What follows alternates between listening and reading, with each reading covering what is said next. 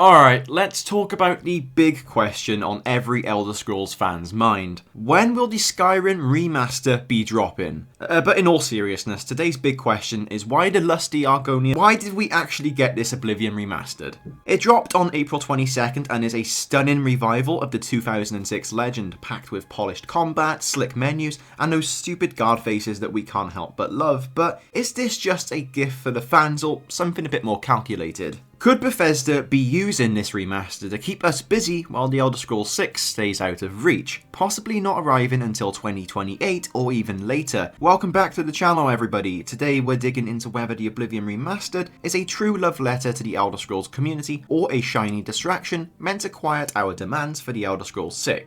From the Shadow Drop's perfect timing to the years-long wait for Hammerfell, we are breaking down Bethesda's strategy here and what is actually driving this remaster and what it might mean for fans old and new.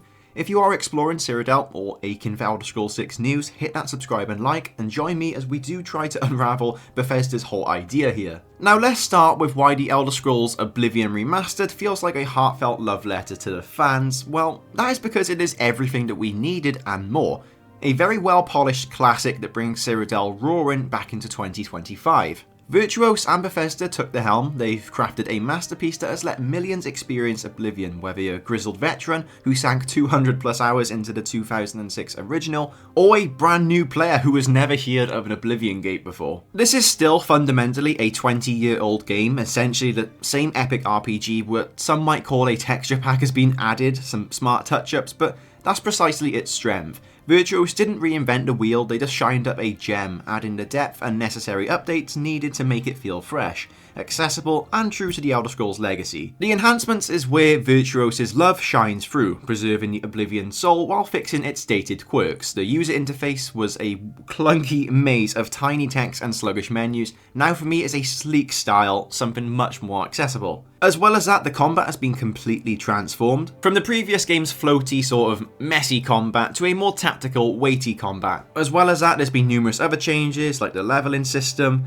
and the obvious huge overhaul of all of the graphics. Now, the remaster's reach is a love letter in itself, designed to welcome everybody. For new players, it is a golden ticket to Tamriel, available on PS5, Xbox Series X and S, and PC, making it accessible for millions. Accessibility options like the font scaling, high contrast menus, adjustable difficulty ensure that newcomers can dive into it without that whole 2006 learning curve. Imagine a 2025 gamer stepping out of the sewers, jaw-dropped at the Imperial City's bustle, with modern controls and a forgiving novice mode that lets them fend off a wolf without any sort of frustration. Because that mode is seriously easy. For veterans as well, it is pure nostalgia with polish. Closing an Oblivion gate in Kvatch or bartering in Anvil feels like coming home, with smoother mechanics that erase the original's jank. The inclusion of all DLC, Shivering Isles, Knights of the Nine, plus deluxe edition extras like exclusive armor quests sweeten the deal, giving fans hundreds of hours of content. And fans are absolutely eating it up, with concurrent Steam players hitting 190,000 within days of release. Forums are buzzing with praise for Virtuos' care. It's not just a remaster, but more of a celebration of the game that has redefined RPGs. Virtuos understood what made Oblivion special, the freedom to roleplay, the sort of weird humour, the epic scope, and amplified it with updates that feel like they were made for us. This is a love letter that we should be grateful for, a testament for Oblivion's enduring magic that makes Cyrodiil feel like a 2025 blockbuster, whilst honouring every moment of Bethesda's original vision. But now if we were to get real, is the Elder Scrolls 4 Oblivion Remastered also a cleverly timed distraction from the gaping void that is the Elder Scrolls 6? I'm skeptical, and the clues do point to a calculated move by Bethesda to keep us occupied whilst the Elder Scrolls 6 remains a distant speck on the horizon. Announced in 2018 with a fleeting 30-second tease of potentially Hammerfell, the Elder Scrolls 6 has been a ghost. 7 years later, we have got no gameplay, no story details, just radio silence. Insiders like Jeff Grubb and VGC peg its release for 2028, and the earliest a full decade after the announcement,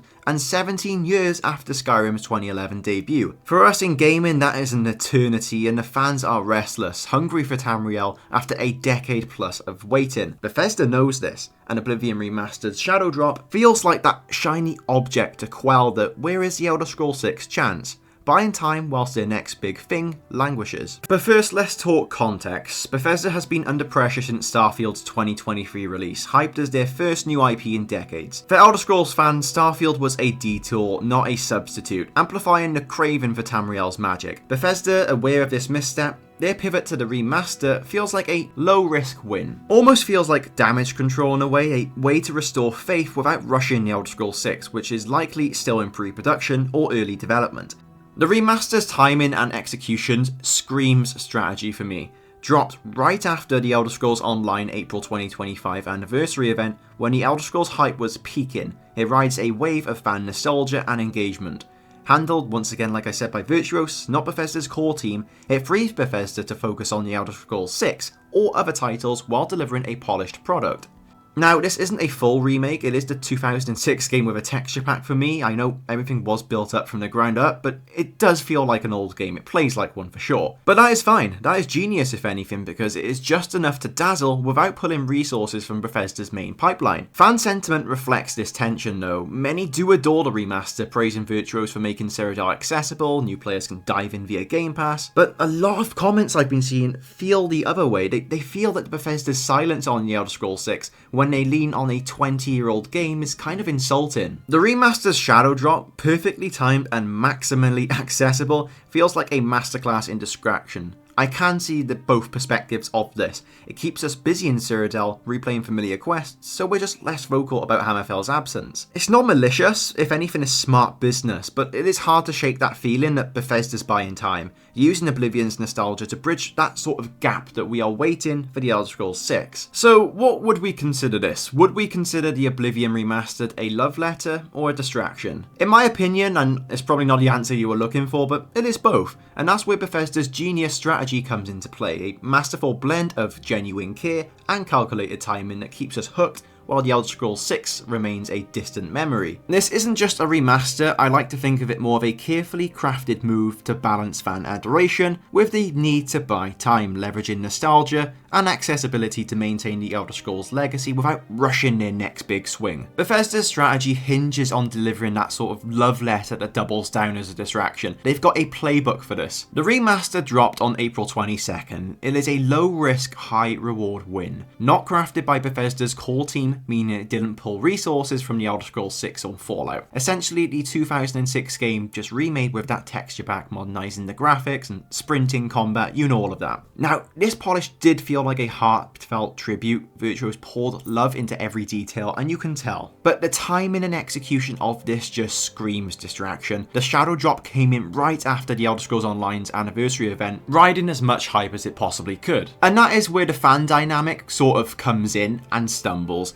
Fans adore the remaster. Everyone is praising it. Everyone absolutely loves it. I do see very, very few people actually going against this game. It is nostalgia perfected, like closing an Oblivion cape, but with smoother controls and a bit more fun. Less tedious than the 2006 version. But I do think it is a placeholder, that, you know, that sort of shiny new object, the shiny new toy that you get. But what does make this whole strategy brilliant is how it balances love and distraction without completely alienating us. Bethesda could have coasted on Starfield DLC or ESO updates, but they chose Oblivion, a fan favourite, knowing its nostalgia would hit hard. The Virtuos-led approach ensured quality. Every guard smirk, every bandit fight feels crafted with care, while freeing Bethesda to chip away at the Elder Scrolls 6, likely a massive, massive undertaking, needing years to match Skyrim's legacy. The Game Pass play in Shadow Drop maximises the impact as well, pulling in new players who will now become fans of the Elder Scrolls franchise even more. It isn't completely perfect, that lack of Elder Scrolls 6 news does sting. Some fans feel toyed with replaying a 2006 game, whilst 2028 looms. Bethesda is walking a tightrope.